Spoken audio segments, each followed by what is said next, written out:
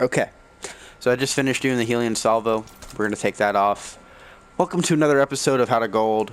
Today's episode will be strictly focusing on not the combat knife, but the koshka, as I believe this is the hardest sniper, or the second hardest, or whatever. It is the hardest gun I've had yet to gold, and it is an absolute pain, because I'm gonna explain it why. There's a problem with sniper rifles and BO4, in my opinion, or well, with the koshka. Snipers in general just need a buff. But let's talk about the koshka. So as you can see, I have this in gold. No problem.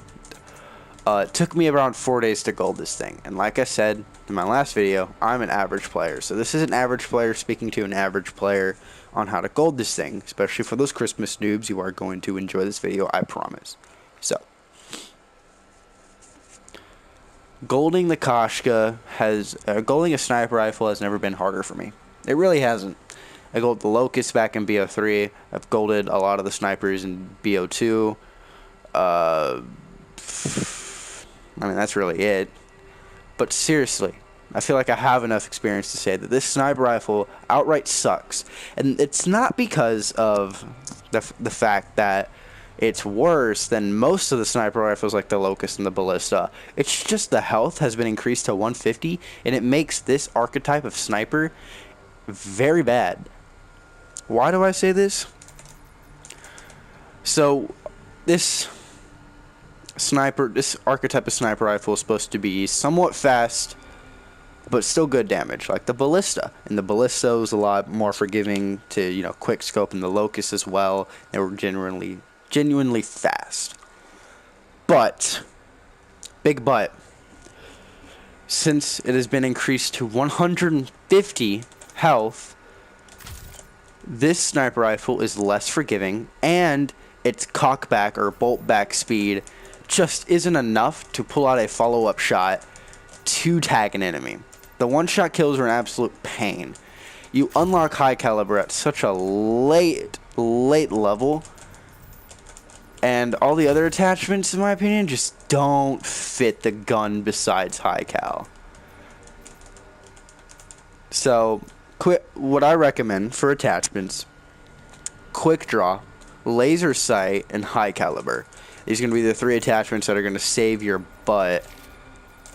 And the optic I recommend is none. That or recon. Never use the elo sight. It just doesn't feel forgiving. The iron sights in this game are clunky.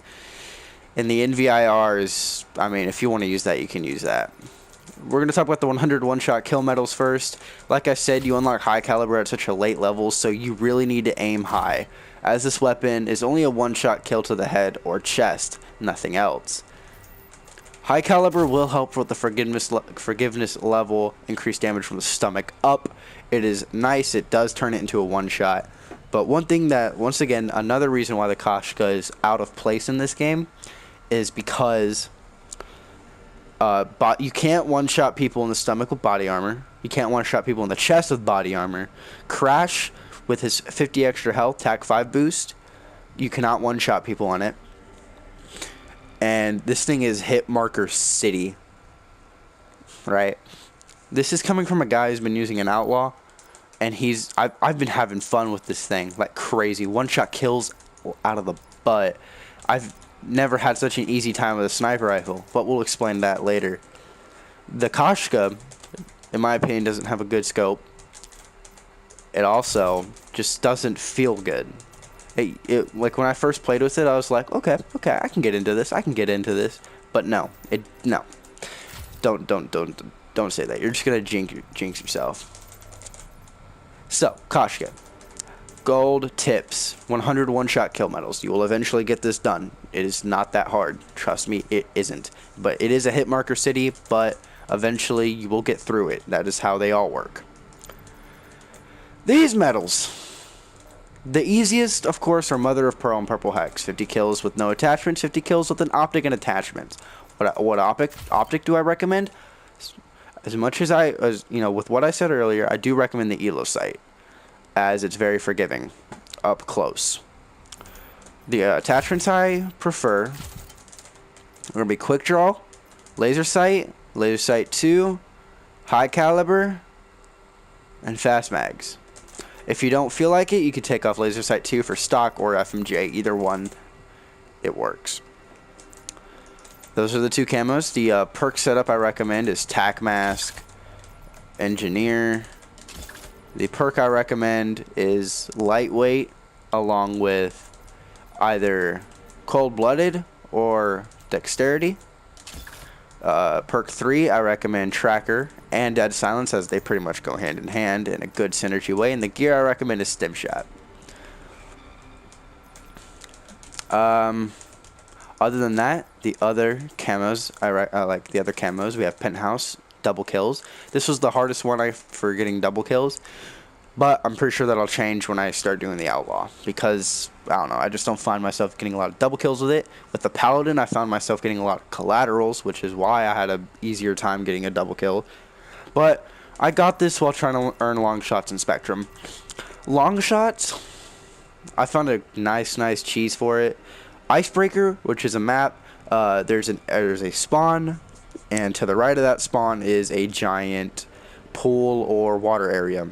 When you swim in that water area, you are far away from that spawn. When enemies spawn in that area, you will get guaranteed long shots. If you want a better, more detailed video on that, I recommend going and looking it up. I forgot who the YouTuber is, but there is people out there. But otherwise, just casually getting long shots. I know you won't always get the Icebreaker map. Firing range is good. That's about it, to be honest. I mean, not slums. Seaside Sunset is pretty decent as well. Other than that, long shots are pretty hard on snipers. But we're going to talk about the one that really gave me a pain in the ass, which was Spectrum. Get 5 kills without dying 5 times. The amount of rage I've had from this camo really made me so butthurt that I gave up the sniping for a day just so I could focus on golding other weapons. I came back. I had 2 bloodthirsties. I was grinding for 2 days. Usually I'd have a gun gold by then. This one, like I said, took me 4 days to do. The cheese I found with it, I ran with my buddy, and we both played on Seaside Sunset, or any kind of map with camping. We both set up a torque spawn. Another thing that I really cannot stress out enough. It's a very, very underrated thing. Is pick up an enemy's weapon. Holy crap. Picking up an enemy's weapon, or a teammate's weapon, a submachine gun preferably, will allow you to counter any rushers that come to you, keeping you alive longer. Playing Torque on a camping map is good. Playing Ajax on an open map is good, as you can pull out your ballistic shield to save your life, or you can 9-bang people. But the biggest tip I have to stress is grabbing an enemy's weapon. The next biggest tip I recommend is running the Operator mod. The Operator mod is so good on this weapon, and in the right hands, and in the right hands, it will become good. Now, to the average player, it's going to take a while to get used to, but basically, when you're aiming, what the Operator mod does is gives you perfect no-scope accuracy, but at a cost. You can't just willy-nilly no-scope things out of nowhere. You have to zoom in for a split second. Right before your eye touches the scope, right before you zoom in, you have 100% accuracy. Well, not 100%. You have like 80% accuracy. People like to stack this with the laser sight, and it becomes extremely broken to the point where people find a way. It gets 100% accurate, and you can no-scope people from across the map. Do I prefer that? Hell fucking no. This was my setup for getting bloodthirsties. I did quick draw. I ran no sight. I also ran high caliber, and that's it. That is it. And the reason I did this was because at close range to medium range, that 80% accuracy was practically 100%. Let me explain this for you in a way that you can understand. When I'm at medium range, I'm against ARs, subs, even light machine guns.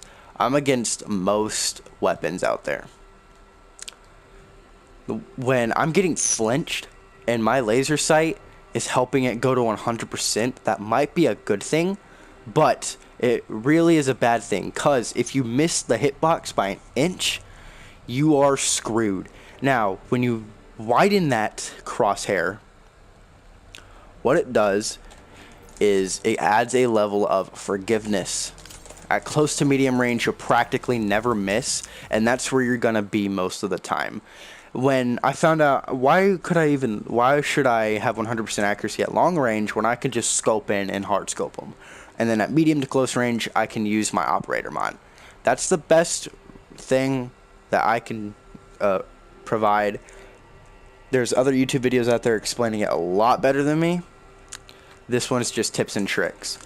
Hopefully you guys enjoyed the video. It's not much, I know, but there's not a lot I can give for the Koshka besides, you know, trying to tell you tips and tricks. The operator mod is the best thing you can use to get those bloodthirsties. That is going to be your hardest one. You're gonna rock, you know, the average scope. Long shots are easy. Quick draw, high caliber, straight lock. That's what you want for bloodthirsty. That's going to be the hardest part. That's what's going to make you a salty boy. But in the end, it'll be worth it, because that's one step closer to dark matter.